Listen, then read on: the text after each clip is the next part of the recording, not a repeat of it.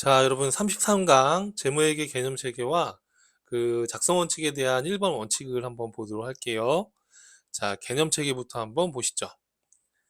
자, 개념 체계하고 작성 원칙 이런 내용들은 실기하고는 사실은 크게 연관이 없어요. 그래서 객관식 이론 문제에서 각각 한 문제 정도씩 나올 수 있는 소지가 있으니까 조금 여러분 내용이 좀 무겁다 하더라도 이 정도 내용은 정리를 해주셔야지 또 문제를 풀 수가 있습니다. 자, 1번 첫 번째 거 재무회계 개념 체계가 뭐냐라는 것부터 한번 생각을 해볼게요. 자, 여러분 개념 체계는 회계 기준하고는 별개예요. 우리가 회계 기준, 그러니까 일반 기업 회계 기준, 일반 기업 회계 기준과는 별개예요. 회계 기준과는 또 다른 내용입니다. 자, 개념 체계가 회계 기준 안에 있다라는 게 아니고요. 회계 기준과 개념 체계는 또 별도의 내용이에요. 자, 개념 체계라는 건 뭐냐 하면 우리가 회계 기준과 별개로 재무회계를 보다 어, 체계적인 이론으로 설명해 준 이론적 개념이라고 보시면 되겠습니다. 자, 그럼 우리가 재무회계 개념 체계의 첫 번째는 재무회계를 하는 목적이 뭐냐라는 것부터 먼저 한번 생각을 해봐야 되겠죠.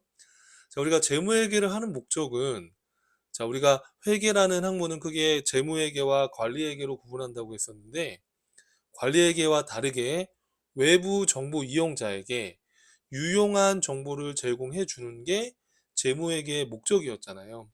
그래서 그 얘기가 한번 다시 나오는 거예요. 자, 회계정보 이용자가 합리적인 판단이나 의사결정을 할 수 있도록 이 기업에 관한 유용한 정보를 전달하는 과정이 바로 재무회계죠. 그래서 유용한 정보가 될 수 있도록 정보를 제공하는 것이 재무회계의 목적입니다. 자, 그렇다면 유용한 정보가 되기 위해서 어떤 특성들이 있어야 되느냐에 대해서 설명을 하고 있어요. 이론적으로. 자, 그럼 우리가 이 회계 정보가 유용하게 되기 위해서 갖춰야 될 특성들이 있는데, 자, 첫 번째 나오는 게 이해 가능성이죠. 이해 가능성. 자, 우리가 정보 이용자에게 재무 정보를 제공해 줄 때 쉽게 이해할 수 있도록 간단 명료하게 정보를 제공해 줘야 되는 거죠. 그렇죠. 그 얘기예요. 그래서 정보 이용자가 이 회계 정보를 어, 이해하기 위해서 노력을 한다는 전제하에 이 회계 정보를 쉽게 전달될 수 있도록 해야 된다는 특성입니다. 그걸 이해 가능성이라고 해요. 자, 그러면 더 중요한 정보의 속성이 뭐가 있냐면 목적 적합성과 신뢰성입니다. 자, 목적 적합성은 뭐냐면 정보 이용자에게 회계 정보를 제공해 줬을 때 정보 이용자의 의사결정과 관련이 있어야 된다는 얘기예요. 자, 그 목적에 맞는 정보를 제공해야지 이게 유용한 정보가 될 수 있지 않겠냐라는 거죠. 자, 그러면 어, 목적 적합성을 충족시키기 위해서 갖춰야 될 목적 적합성의 하부 속성들이 또 있는데 세 가지가 있습니다. 예측 가치, 피드백 가치, 적시성이라고 나와 있어요. 자, 예측 가치란 건 뭐냐면 정보를 보고 이 정보를 보지 않았을 때보다 예측할 수 있는 능력이 더 높아져야 된다는 얘기예요. 자, 예를 들어서 정보를 보지 않고 A라는 기업에 투자할지 말지 의사결정을 할 때 하고 재무 정보를 본 상태에서 의사결정을 할 때 하고 그 차이가 있어야 되겠죠. 그것이 바로 예측 가능한 정보가 될 수 있는 거니까 이 정보가 예측할 수 있는 정보가 되어야 된다. 그래서 기업의 미래 재무 상태나 경영 성과나 현금 흐름 등을 예측하는데 그 정보가 활용될 수 있는 능력을 우리가 예측 가치라고 하는 거예요. 그럼 피드백 가치라는 건 뭐냐면 예측했던 그 정보를 확인하거나 수정할 수 있는 정보의 능력이 있어야 된다라는 거예요. 예를 들어서 재무 정보를 보고 A라는 기업에 돈을 투자했습니다.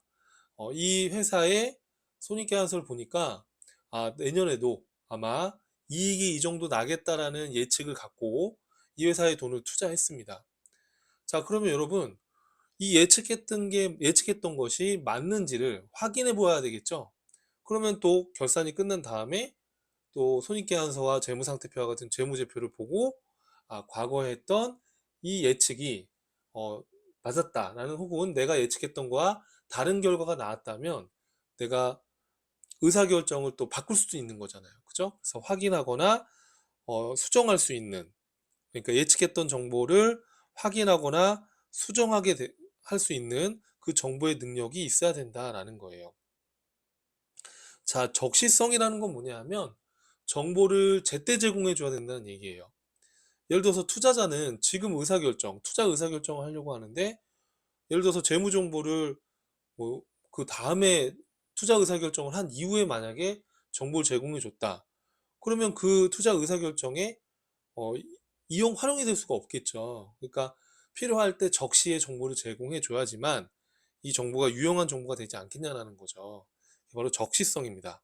그래서 필요한 시점에 적시의 정보가 제공되어야지만 유용한 회계 정보가 되겠다라는 거예요. 자, 그 다음에 이제 신뢰성에 대한 이야기인데요. 자, 신뢰성. 자, 신뢰성이라는 단어는 뭐예요, 여러분? 믿을 수 있어야 된다라는 말이죠. 자, 정보의 유용성이 있으려면 믿을 수 있는 정보여야 된다는 얘기죠. 그럼 우리가 신뢰성을 얻기 위해서는 하부 속성으로 표현의 충실성, 검증 가능성, 중립성이 있어야 된다는 거예요. 그럼 표현의 충실성이라는 건 뭐냐면, 자, 우리가 정보를 제공해 줄 때 어떤 정보는 빼고 어떤 정보는 넣고 그렇게 하지 말고 충실하게 기업의 재무 변동을 초래하는 거래나 사건을 충실하게 표현해서 정보를 제공해 줘야 된다는 얘기예요.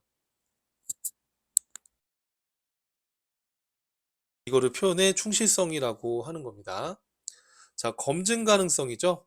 자, 검증 가능성은 동일한 경제적 사건이나 거래에 대해서 다수의자가 측정했을 때 똑같진 않더라도 유사한 결론에 도달할 수 있어야 된다는 얘기예요. 예를 들어서 동일한 경제적 사건에 대해서 다수의자가 측정을 했을 때 측정한 사람마다 다 다르게 나온다면 과연 그 정보가 정확하냐라는 거죠. 의심이 날 수 있겠죠. 쉽게 말하면 여러분, 예를 들면 이런 예를 한번 들어볼게요. 자, 몸무게를 재는 어, 장비가 있어요. 그런데 올라가서 잴 때마다 측정값이 다르게 나온다면 그 몸무게를 재는 그 장비는 고장 난 거죠. 그쵸? 문제가 좀 있는 거죠. 올라갈 때마다 조금 무게가 조금 다를 수는 있겠지만 유사한 값에 이게 나와야 되는 거지. 측정할 때마다 값이 다르게 나온다면 이거는 뭔가 문제가 있다. 믿을 수 없다는 거죠. 그러니까 검증 가능성은 동일한 경제적 사건이나 거래에 대해서 유사한 결론에 도달할 수 있어야지 이게 믿을 수 있는 건 아니겠느냐라는 거예요. 자, 중립성은 뭐냐 하면 정보를 제공해 줄 때 편의 없이 중립적이어야 된다는 얘기예요. 자, 예를 들어서 우리가 정보를 제공해 주는데 특정 대상에 치우쳐 가지고 만약에 정보를 제공해 준다라고 한다면 그 정보는 신뢰할 수가 없겠죠.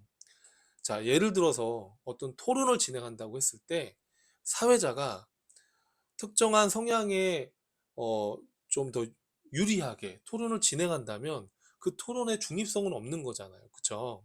그런 것처럼 중립적인 입장에서 편의 없이 회계 정보가 제공돼야지만 신뢰성이 확보될 수 있다는 얘기입니다.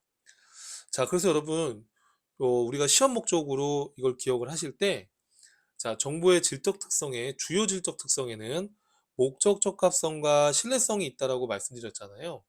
그럼 목적 적합성의 하부 속성에는 아까 뭐가 있었죠? 예측 가치, 피드백 가치, 적시성이 있었죠. 신뢰성의 하부 속성에 뭐가 있었죠, 여러분들? 표현의 충실성, 검증 가능성, 중립성이 있었죠. 그래서 이거를 앞자를 따서 목적 적합성의 하부 속성, 예피적 이렇게 하나 외워주시면 좋을 것 같고요. 신뢰성의 하부 속성, 표검중 이렇게 해서 하나 기억하시면 문제를 풀 때 조금 더 쉽게 접근하실 수 있을 겁니다. 자, 그럼 그 다음 내용 볼까요? 자, 비교 가능성입니다. 부차적으로 비교 가능하다면 정보의 유용성이 높아질 거다라는 거예요. 자, 예를 들어서 자, 어떤 정보 이용자에게 A기업의 재무 정보를 제공해 줄 때 올해 것만 제공해 주는 게 아니라 전년도 거와 같이 비교할 수 있게 정보를 제공해 준다면 좀 더 유용한 정보가 될 수 있겠죠. 자, 예를 들어서 자, 올해가 X1년도인데 X1년도에 자산부채 자본에 대한 수치만 제공해 주는 게 아니라 그 전년도인 X0년도에 자산부채 자본에 대한 수치를 제공해 준다면, 자, X1년도에 손익계산서에 대한 수치만 제공해 주는 게 아니라 X0년도 것도 같이 제공해 준다면, 이렇게 기간을 비교할 수 있게 해준다면, 아, 전년 대비 올해 상태가 더 좋아졌구나, 나빠졌구나, 이런 판단을 할 수 있는 또 정보의 유용성이 높아지겠죠. 이걸 기간별 비교 가능성이라고 하는 거예요. 자, 그리고 이 회계 정보가 이 A기업에 대한 정보와 B기업에 대한 정보를 비교할 수 있다면, 아, 동종업종인 B기업은 이런데 A기업은 이런 상태구나라는 걸 기업 간에 비교할 수 있게 해준다면 정보의 유용성이 좀 더 높아지겠죠. 그거를 기업 간 비교 가능성이라고 합니다. 그래서 이런 비교 가능성을 우리가 높여주기 위해서 재무제표를 공시할 때 전년도 거와 같이 공시를 합니다. 전년도 기간과 같이 비교 가능성 때문이다 라고 보시면 되겠어요. 자, 그 다음에 재무회계 개념 체계의 또 중요한 내용 중에 하나는 바로 제약 요인이에요. 자, 제약 요인이라는 건 뭐냐면 그게 비용과 효익 그리고 중요성에 대한 내용이 나오는데, 자, 여러분, 회계 정보를 만드는 데 들어가는 비용보다 이 회계 정보를 얻는데 이 회계 정보를 통해서 얻는 효익이 더 많아야지 이 의미가 있는 것이죠. 자, 예를 들어서 회계 정보를 만드는데 산출하는 비용이 더 크다, 그 정보를 통해서 얻는 효익보다. 그럼 그게 의미가 과연 있냐라는 거예요. 그래서 이건 제약 요인에 해당이 됩니다. 그래서 회계 정보를 제공하고 이용하는 데 소요되는 비용이 회계 정보를 통해서 얻을 수 있는 효익을 초과한다면 그러한 정보는 정당화될 수 없다라는 거죠. 쉽게 말하면 정보의 산출 비용보다 정보를 통해 얻는 효익이 더 커야지 의미가 있다라는 거예요. 그래서 이거를 비용과 효익의 제약 요인이다라고 얘기를 한 겁니다. 자, 그 다음에 중요성이라는 거에 대해서 한번 볼게요. 중요성. 자, 중요성이라는 건 뭐냐면 회계 항목이 정보로 제공되기 위한 최소한의 요건이다라고 얘기를 했어요. 자, 여러분, 예를 들어서 우리가 회사 내에서 사용하는 컴퓨터를 100만 원에 취득을 했어요. 자, 이 비품의 자산의 사용 연수는 5년이다라고 했을 때 우리가 원칙은, 자, 수익 비용 대응을 위해서 비품이라는 자산으로 인식을 했다가 5년간 감가상각을 통해서 비용으로 인식하는 것이 수익 비용 대응에 보다 합리적이죠. 그렇죠? 자, 그런데 여러분, 예를 들어서 삼성전자나 이런 기업의 규모가 큰 기업에서 컴퓨터 100만 원 구입했을 때 이걸 비품으로 잡았다가 5년간 감가상각을 하는 것이 의미가 있을까? 자, 여러분, 큰 기업들은요, 재무제표에 보고되는 이 단위가 100만 원 단위, 이런 기업들도 많이 있습니다. 예를 들어서 규모가 큰 기업의 A기업의 재무제표에 소모품이라는 숫자가 100이라고 써 있는데 이게 만약에 100만 단위다라고 한다면 여기 지금 공 6개가 생략된 겁니다. 그러면 요 100이라고 되어 있는 거는 100원이 아니라 1억이죠. 그럼 만약에 이 기업의 규모가 크니까 이렇게 100만 단위로 만약에 보고가 되는 기업이다, 기업의 규모가 크다라고 한다면 이 큰 기업의 입장에서는 이 컴퓨터 구입했을 때 이거를 어, 이 100만 원을 비품이라는 자산으로 잡았다가 감가상각비를 하나, 아니면 그냥 다 비용으로 구입했을 때 다 처리를 하나, 이 재무제표에 나타나지도 않죠, 사실은. 지금 무슨 얘기냐면 이 기업의 규모로 봤을 때 이 회계 처리를 원칙적으로 하는 건 의미가 크게 없다라는 거예요. 쉽게 말하면 정보 이용자들의 의사결정에 영향을 미치지 않는다는 겁니다. 그래서 원칙은 컴퓨터 구입했을 때 비품으로 했다가 5년간 감가상각비로 인식하는 게 맞지만, 이론상 맞는 거지만 중요성에 입각해서 봤을 때 만약 정보 이용자들의 의사결정에 큰 차이를 유발하지 않는다면 그냥 비용으로 떨어버리는 거죠. 그래서 실무에서 이런 중요성 때문에 원칙적이지 않은 회계 처리를 하는 경우도 꽤 있어요. 그래서 우리가 실무적으로 이 기업의 중요성이 크지 않은 거라면 그냥 소모품비 떨어버리는 거죠, 비용으로. 이런 개념을 말하는 거예요. 자, 그래서 지출 즉시 비용으로 처리해도 정보 이용자들의 의사결정에 영향을 미치지 않는다면 그러한 정보는 중요한 정보가 아니기 때문에 실무에서는 이처럼 이론상의 원칙적인 회계 처리를 하기 전에 중요성을 판단해서 즉시 비용 처리하는 경우도 있다는 거예요. 이런 개념이 바로 중요성에 대한 거예요. 그러니까 중요성을 고려해 보라는 겁니다.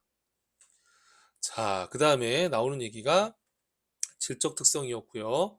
자, 그 다음에 나오는 얘기는 재무회계 개념 체계의 기본 가정에 대해서 나와요. 이것도 객관식에서 또 언급될 수 있으니까 이 정도는 기억을 하셔야 되는데, 자, 우리가 재무회계 정보를 산출할 때 이런 가정이 깔려 있다는 겁니다. 첫 번째는 기업 실체의 가정이에요. 여러분, 법인이다라고 하면 사람이 아니잖아요. 자, 예를 들어서 삼성이라는 기업이 있다 그러면 삼성은 사람이 아닙니다. 그쵸? 하나의 법으로 인격을 부여한 하나의 독립된 실체로 가정하는 거지, 이 기업이 실체가 있는 게 아니에요. 그쵸? 우리는 회계 처리를 할 때 어떤 가정이 있냐면, 기업은 사람이 아니지만 하나의 독립된 실체로 봐서 회계 처리를 하는 거예요. 즉, 회계 대상의 주체는 그 법인 자체라는 겁니다. 예를 들어서 A라는 기업이 은행에서 돈을 차입을 했다. 그러면 그 돈 빌린 거는 그 법인이 갚는 겁니다. 대표이사, 주주가 갚는 게 아니죠.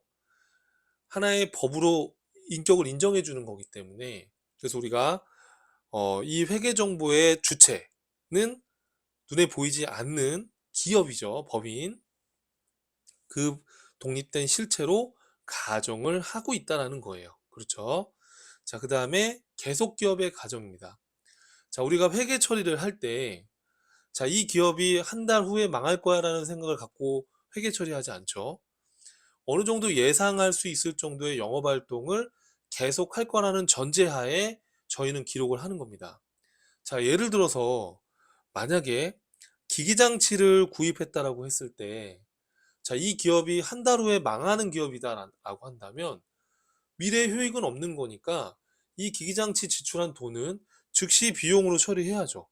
그렇죠? 미래의 효익을 기대할 수 없다면. 하지만 우린 비용 처리하지 않고 자산으로 인식했다가 미래의 수익을 창출하는 기간에 감가상각비로 비용을 대응시키잖아요. 이러한 회계 처리를 하는 이유는 어떤 전제가 깔려 있는 거죠? 이 기업은 어느 정도 예상할 수 있을 정도의 영업 활동을 계속 하겠다는 겁니다. 자, 만약에 이 기업에 지금 문제가 있다. 곧 청산할 것 같다. 그러면 계속 기업의 가정으로 하면 안 되고 청산 기업의 가정으로 해야 되는 거죠. 그냥 곧 망할 거라는 거죠. 그러면 이 기업의 자산이나 부채 측정치를 어, 이 가정에 맞춰서 우리가 측정을 또 해야 될 거예요.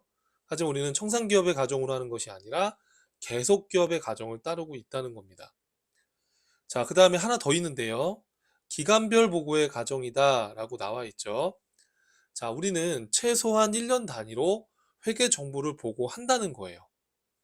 그래서 일정한 기간을 단위로 구분해서 기간별로 보고하는 것을 말하는 겁니다. 그래서 회계 기간은 1년을 초과하지 않는 범위 내에서 기업이 정할 수 있죠. 일반적으로 1월부터 12월 31일을 한 회계 기간으로 합니다.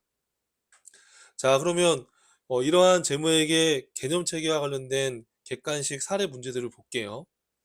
자, 한 문제 정도가 시험에 나올 수 있습니다. 자, 다음은 재무회계 개념 체계에 대한 설명이다. 회계정보의 질적 특성 중에 목적 적합성과 관련이 없는 것은, 자, 우리 목적 적합성은 표검중이라고 했죠. 죄송합니다. 표검중이 아니라 예피적으로 외우자고 했었죠. 예피적, 예측가치, 피드백가치, 적시성. 이 정보를 통해 예측할 수 있는 정보의 능력이 있어야 되고, 예측했던 걸 확인하거나 수정할 수 있는 정보의 능력이 있어야 되고, 정보를 제때 제공해 줘야 된다라고 했었죠. 그러면 예피적이니까 답은 중립성이 되겠네요. 자, 그 다음에 2번 문제 볼게요. 자, 재무정보가 정보 이용자의 의사결정에 유용하기 위해서 신뢰할 수 있는 정보여야 한다라는 내용. 자, 이건 뭐죠, 여러분들? 그렇죠. 신뢰성이죠. 자, 신뢰성은 제가 어떻게 암기하자고 했었죠? 표, 검, 중으로 기억하자고 그랬죠. 표현의 충실성. 자, 믿을 수 있는 정보가 되려면 정보 이용자에게 충실하게 표현을 해서 정보 제공을 하라는 거였었죠. 검증 가능성은 뭐였었죠? 자, 동일한 사건에 대해서 다수의자가 측정했을 때 유사한 결론이 나와야 되는 거예요. 측정하는 것마다 만약에 다르게 나온다면 믿을 수 없겠죠, 그 정보는. 자, 중립성은 편의에 치우치면 안 된다고 했었죠. 자, 그러면 어떤 거죠, 여러분들? 여기서 비교 가능성이 되겠네요. 표현의 충실성, 검증 가능성, 중립성, 표, 검, 중 이렇게 해서 하나 암기해 두시면 문제를 풀 때 조금 더 쉽게 접근할 수 있어요. 자, 3번입니다. 재무회계 개념체계에 대한 설명이다. 질적 특성인 신뢰성을 갖기 위해서 필요한 요건이 아닌 거 또 나죠. 표, 검, 중 그러니까 피드백 가치. 피드백 가치는 우리 목적 적합성의 하부 속성이었죠. 자, 다음 문제 볼까요? 4번입니다. 자, 재무회계 개념체계에 대한 설명이다. 회계정보의 질적 특성 중에 무엇에 대한 설명인가 라는 거예요. 정보 이용자가 기업 실체, 미래의 재무 상태, 경영 성과, 현금 흐름 등을 예상하는데 그 정보가 활용될 수 있는 능력이다. 자, 미래를 예측하는데 정보가 활용될 수 있는 능력, 예측 가치를 말하는 거예요. 그렇죠? 예를 들어 반기 재무제표에 의해서 발표되는 반기 이익은 올해 연간 이익을 얼마 정도 나올 거다라는 예상을 할 수가 있겠죠. 예를 들어서 6개월 동안의 매출이 만약에 뭐 10억이다. 아, 그러면 이제 하반기에도 한 10억 정도의 수익이 날 수도 있겠다라고 예측할 수 있는 이런 예측 가치를 제공해 주는 게 또 목적 적합성의 또 중요한 속성이라고 보면 되겠습니다. 자, 이렇게 해서 답은 2번이다라고 보시면 되겠고, 자, 그 다음 마지막으로 재무제표와 재무제표 작성의 일반 원칙에 대해서 한번 보도록 할게요. 자, 우리 재무제표의 종류는 5가지입니다. 재무상태표, 손익계산서, 현금흐름표, 자본변동표, 주석. 자, 재무상태표는 일정 시점의 기업의 재무상태, 자산, 부채, 자본의 현황을 보여주는 것이죠. 자, 손익계산서는 일정 기간에 기업의 경영성과, 수익과 비용을 차감한 단기 순손익을 또 따져볼 수 있는 것이죠. 자, 현금흐름표. 자, 우리가 손익계산서는 발생주의에 의해서 작성이 된 거예요. 손익계산서의 단기순이익이 현금이 그만큼 유입된 거라고 볼 수는 없죠. 예를 들어서 손익계산서에 100억의 단기순이익이 났다 하더라도 그 이익이 외상매출금 채권에 들어가 있을 수도 있고 일부는 현금으로 들어왔을 수도 있고, 그러니까 손익계산서의 단기순이익은 현금의 흐름을 보여주지는 못합니다. 그래서 발생주의에 의해서 작성된 손익계산서를 보완하기 위해서 작성하는 게 현금흐름표예요. 현금흐름표는 일정 기간에 기업의 주요 경영활동을 영업활동, 투자활동, 재무활동으로 구분해서 현금 기준에 의해서 현금이 얼마 유입되고 유출됐는지를 보여주는 재무제표입니다. 자, 자본변동표는 일정 기간 동안에 자본의 변동을 나타내는 보고서예요. 그래서 기초의 자본과 기말의 자본의 크기의 변동이 왜 생겼는지를 자본의 구분별로, 우리 자본 어떻게 구분하죠, 여러분? 자본금, 자본잉여금, 자본조정, 기타 포괄손익 누계액, 이익잉여금 5가지로 구분했던 거 기억나시죠? 그럼 기초에 이러한 자본의 구분에 자본의 금액이 있을 건데 기말의 자본의 금액이 바뀌었겠죠. 그럼 이 구분별로 왜 기말의 자본이 변화가 있었는지를 보여주는 보고서가 바로 자본 변동표입니다. 그래서 손익계산서 현금흐름표 자본 변동표는 우리가 동태적 보고서라고 그래요. 왜 동태적 보고서라고 하냐면 일정 기간에 따라서 우리가 보고를 하는 거예요. 하지만 재무상태표는 정태적 보고서라고 불러요. 왜 그러냐 하면 재무상태표는 특정한 시점에 재무상태를 보여주기 때문에 그렇습니다. 자, 그런데 여러분 이런 재무상태표부터 자본변동표까지 이 본문 안에 있는 숫자에 대해서 우리가 보고할 수는 있지만 특이한 사항들, 이런 것들에 대해서는 다 표시할 수가 없죠. 그래서 자, 우리가 주석이라는 것도 재무제표에 들어가는데 주석이라는 건 재무제표 본문에 표시된 정보를 이해하는데 도움이 되는 어떤 추가적인 정보를 설명해 주는 겁니다. 예를 들어서 재무상태표의 특정한 계정 과목에 대해서 특이사항이 있다라고 한다면 본문과 별도로 주석 사항으로 각주를 달아서 설명을 해주는 겁니다. 요 사항에 대해서는 이러이러한 특이사항이 있습니다라고 부연 설명을 또 말로 해주는 거죠. 그러면 좀 더 정보 이용자들이 이해하는 데 도움이 되겠죠. 자, 그래서 이 5가지를 우리가 재무제표라고 하고요. 학계잔액 시산표, 뭐 제조원가 명세서 이런 것들은 별개의 재무제표에 해당하지 않아요. 그래서 여러분 요 5가지만 재무제표에 해당한다는 거 그거 주의해 주셔야 됩니다. 시험 문제에서 가끔 나오니까요. 자, 재무제표의 작성과 표시의 일반 원칙입니다. 재무제표를 작성할 때는 이러한 원칙을 지키라는 거예요.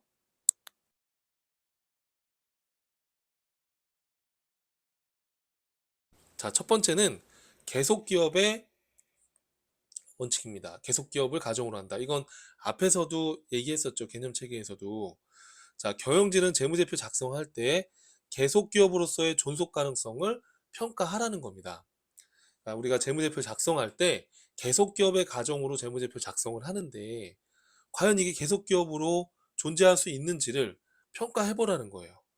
자, 만약에 기업을 청산하거나 사업을 중단할 의도를 갖고 있다고 그런다면 계속기업을 가정하시면 안 되겠죠. 그럴 때는 어, 계속기업의 전제로 재무제표를 작성하면 안 되는 거예요. 그렇죠?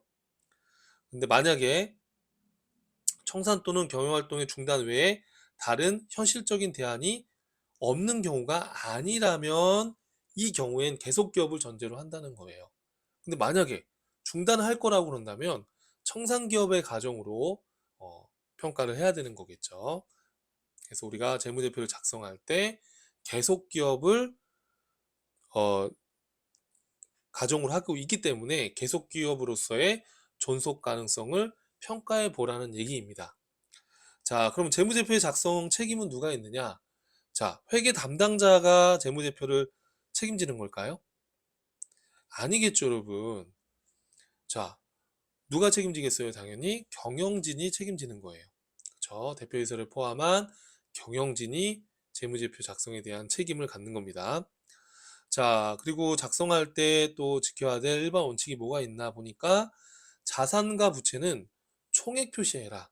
즉, 총액주의로 접근하는 거예요. 기본 원칙이. 자, 무슨 얘기냐면, 자, 우리 회사가 A 회사한테 외상 매출금 받을 게 100원 있어요.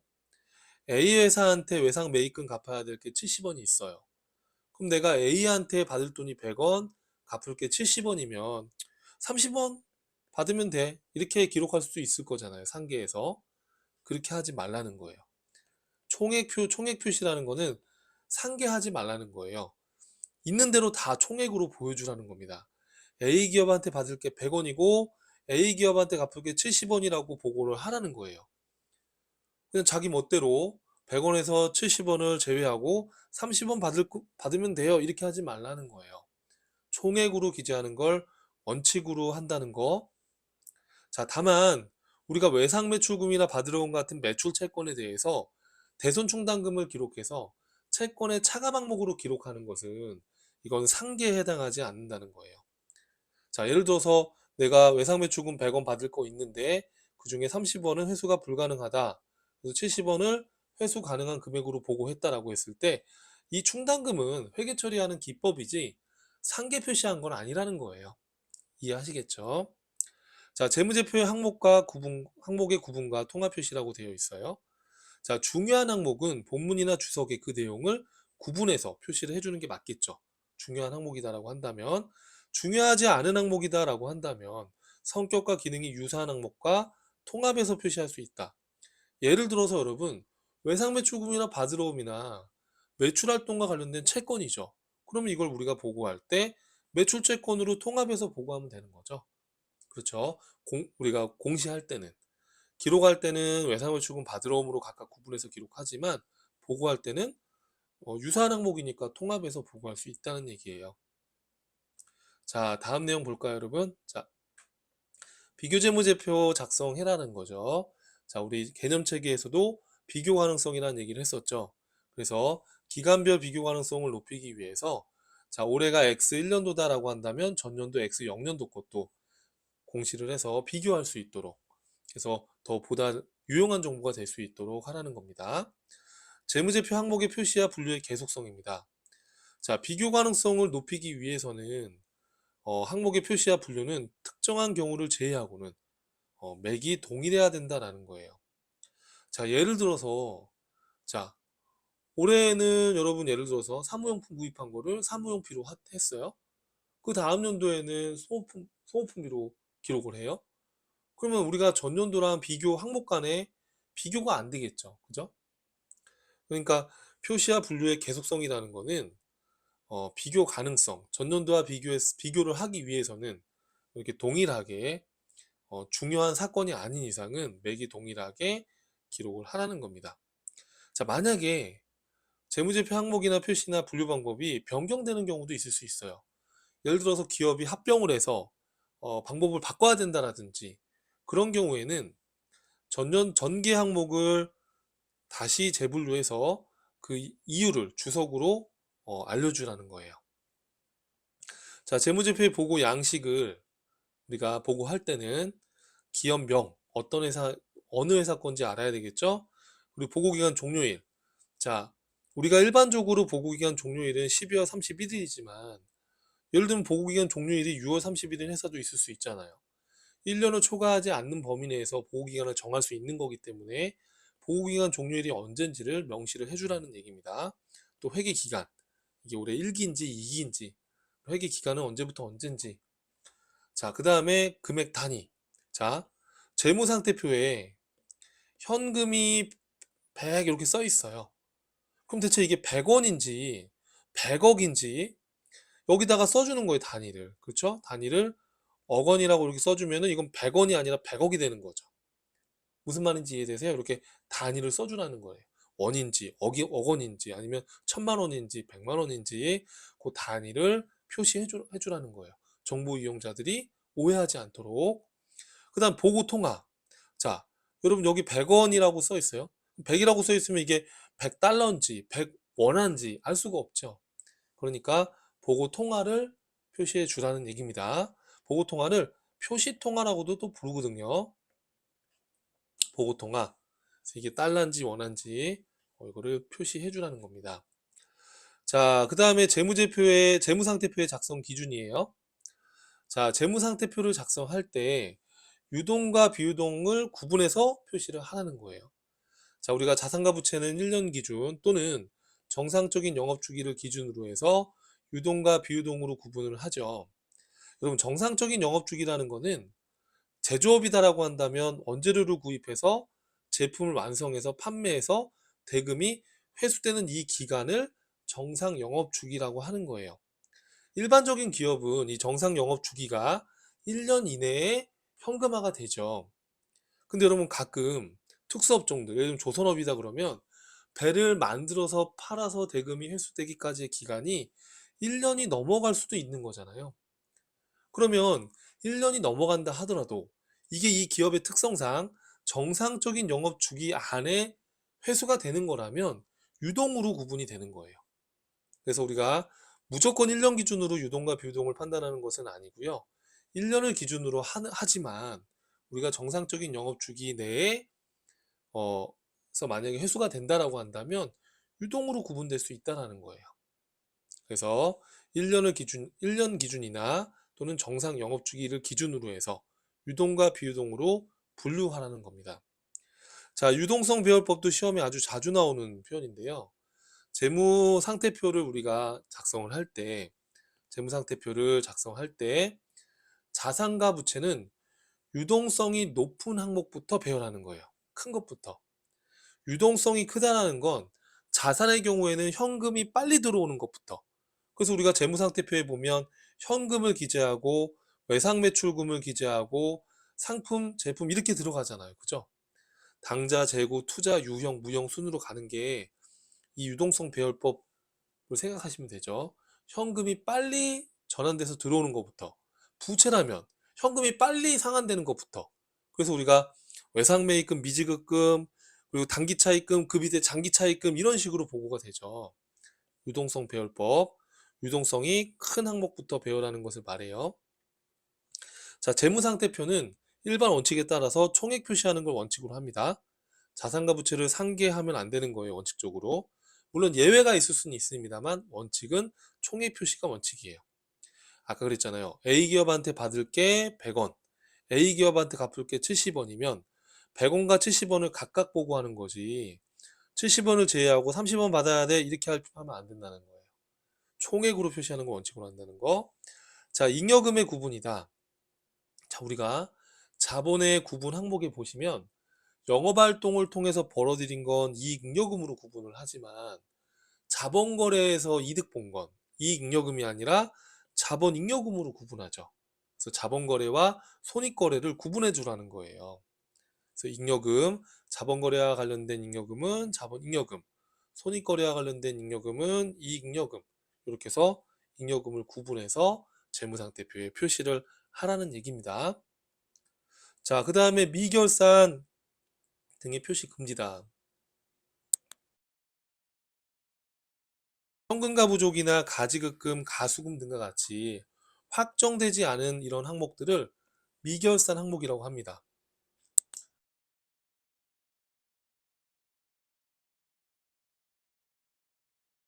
자, 이러한 미결산 항목들은 재무제표에 표시하면 안 되는 거예요. 예를 들어서 현금가 부족이라고 만약에 10만 원을 보고했다라고 하면 현금이 10만 원이 지금 없어진 걸 모른다는 거잖아요. 그죠? 10만 원이 현금이 차이가 나는데 전 잘 모르겠어요 라고 보고할 수 없는 거죠. 그래서 이런 미결산 항목들은 확정된 과목으로 대체해서 보고를 해야 되는 거예요. 자, 손익계산서 작성 기준입니다. 손익계산서는 현금 기준이 아니라 발생 기준에 의해서 작성하는 거예요. 그래서 수익은 우리 실현주의였고 비용은 수익비용 대응 원칙이었었죠. 자, 수익과 비용도 총액주의를 원칙으로 합니다. 예외가 있을 수 있지만 총액주의에 의해 기재하는 걸 원칙으로 한다는 거. 예를 들어서 상품을 100원에 사와서 130원에 팔았다. 그럼 30원이 수익이에요 라고 기록하는 것이 아니라 상품 매출 130원을 수익으로 상품 100원을 매출원가 비용으로 처리해 주는 거죠. 또 은행에서 이자 50원을 수령하고 이자 40원을 지급했다. 그럼 나는 순수하게 이자 10원이 수익이 났어 라고 기록하는 것이 아니라 이자 수익 50원, 이자 비용 40원 각각 총액을 기준으로 기록하는 걸 원칙으로 합니다. 물론 예외가 있을 수는 있어요. 예를 들어서 유형자산 처분 이익, 유형자산 처분 손실은 순액으로 기록을 하는 예외죠. 왜냐하면 그건 빈번하게 발생되는 건 아니니까 순액 보고를 하는 경우도 있습니다만 그런 예외가 아닌 이상은 수익과 비용을 총액주의로 보고한다는 거 꼭 기억해 주세요. 자, 구분 표시의 원칙입니다. 자, 우리가 손익계산서를 보고할 때는 그냥 수익에서 비용을 뺀 나머지를 당기순이익으로 그냥 전체로 보고하는 것이 아니라 활동별로 구분해서 매출액에서 매출원가 빼면 매출 총이익, 그죠? 매출 총이익에서 판매비와 관리비를 빼면 영업이익, 영업이익에서 영업의 수익과 영업의 비용을 더하고 빼면 법인세 차감전 순이익, 법인세 비용을 빼고 나면 당기순이익, 또 한 주당의 이익인 주당순이익 이렇게 구분해서 표시를 하라는 거예요. 이해되시죠, 여러분들? 자, 그러면 이제 문제를 한번 풀어볼게요. 자, 다음 중 유동성 배열법에 의해 재무상태표를 작성할 때 가장 나중에 배열되는 거, 자, 미지급법인세 요거는 유동부채예요. 퇴직급여 충당부채는 비유동부채입니다. 퇴직금은 언제 줄지 모르잖아요. 그러니까 이거는 비유동부채는 뒤에 표시가 되는 거죠. 유동성 장기부채도 유동부채예요. 참고로 매입채무, 외상매입금, 지급어음을 합친 매입채무도 유동부채예요. 그럼 비유동부채가 뒤에 표시가 될 거니까 답은 2번이 되겠죠. 자, 다음에 재무상태표 작성 기준 중에 그 내용이 가장 적절한 항목은 자산가 부채는 유동성이 작은 것부터인가요? 아니죠. 큰 것부터니까 틀렸네요. 자산 부채 자본은 총액으로 표시하지 않는다? 아니죠. 총액주의가 원칙이라고 그랬잖아요. 자산 부채는 결산일 기준 또는 어, 결산일 기준 1년 또는 정상 영업 주기를 기준으로 구분한다. 이게 맞는 거네요. 그렇죠? 자본 항목 중에 잉여금은 주주와 거래인 이익잉여금? 아니죠. 주주와의 거래 자본 거래는 자본 잉여금이 돼야 되니까 틀렸죠. 답이 3번이었습니다. 자, 3번 문제 볼까요? 자, 다음 중 일반 기업 회계 기준에 따른 재무제표에 해당하지 않는 것은 재무상태표, 손익계산서, 현금흐름표, 자본변동표, 주석까지 재무제표이죠. 합계잔액시산표, 뭐 제조원가 명세서, 이익여금 처분계약서 이런 것들은 별도의 재무제표를 보지 않아요. 그래서 답이 4번입니다. 자, 4번에 일반 기업 회계 기준에 의한 손익계산서 작성 기준 중에 옳지 않은 것은 현금 유출입 시점에 관계없이 당해 거래나 사건이 발생한 기간에 수익 비용을 인식하는 발생주의에 따른다. 맞죠? 수익은 실현주의로 인식하는 거 맞죠? 비용은 관련 수익이 인식된 기간에 인식한다. 이게 수익 비용 대응이잖아요. 서로 연관된 수익과 비용은 직접 상계함으로써 순액으로 기재하는 걸 원칙으로 하나요? 아니었잖아요. 자산부채 수익 비용은 총액주의로 하는 게 원칙이었잖아요. 그래서 답은 4번이네요. 자, 5번 문제 볼까요, 여러분? 자, 다음 중 유동성 배열법에 의해 작성되는 재무상태표에 있어서 가장 먼저 표시되는 것은 자, 당재 투유무기 순으로 표시가 되니까 그 당재 투유무기, 당좌 재고, 투자 유형, 무형, 기타 비유동을 생각하시면 되죠. 자, 투자부동산은 투자자산입니다. 그렇죠? 임차보증금은 기타 비유동 자산이죠. 그렇죠? 임차권리금은 뭐예요, 여러분? 이 권리금은 무형자산이에요. 전세권은 헷갈리면 안 되는데 이거는 권이니까 권리 같잖아요. 이건 전세보증금이에요. 쉽게 말하면 이건 기타 비유동 자산이에요. 헷갈리시면 안 돼요, 여러분. 자, 이렇게 해서 그러면은 가장 먼저 표시되는 건 뭐겠어요? 당재 투유목이니까 투자자산 이게 가장 먼저 표시되긴 될 거니까 1번이 되겠네요. 그죠? 다음 중 재무제표의 작성과 표시의 일반 원칙에 대한 내용으로 틀린 거. 재무제표 작성과 표시에 대한 책임은 경영진에게 있다라고 했었죠. 회계 담당자가 책임지는 거 아니에요. 재무제표는 재무상태, 경영성과, 현금흐름, 자본변동을 공정하게 표시해야 된다. 그렇죠. 맞죠. 공정하게 표시해야 되는 거죠. 중요하지 않은 항목이라 할지라도 성격과 기능이 유사한 항목은 통합 표시할 수 없다? 중요하지 않다고 그러면 통합 표시할 수 있다고 했었잖아요. 그렇죠? 답이 3번이네요. 주식회사의 잉여금은 자본잉여금과 이익잉여금으로 구분 표시해야 된다. 맞죠? 답은 3번이었습니다. 자, 7번입니다. 손익계산서 작성 기준에 대한 설명으로 옳지 않은 것은 이라고 돼 있어요. 수익은 실현주의를 기준으로 기록한다. 맞죠? 비용은 수익비용 대응 원칙을 적용한다. 맞죠? 수익과 비용은 순액으로 기재하는 걸 원칙으로 한다? 아니죠. 총액으로 하는 걸 원칙으로 한다고 했으니까 틀렸네요. 수익과 비용의 인식 기준은 발생주의를 원칙으로 한다. 맞죠? 답은 3번이었습니다. 자, 여기까지네요, 여러분. 자, 드디어 여러분 기나긴 재무회계 파트 1을 끝냈습니다. 자, 그럼 이제 파트 2에서는 좀 더 색다른 부가가치세법을 다루도록 할게요. 자, 오랜 시간 고생 많으셨고요. 다음 수업에서 뵙겠습니다. 감사합니다.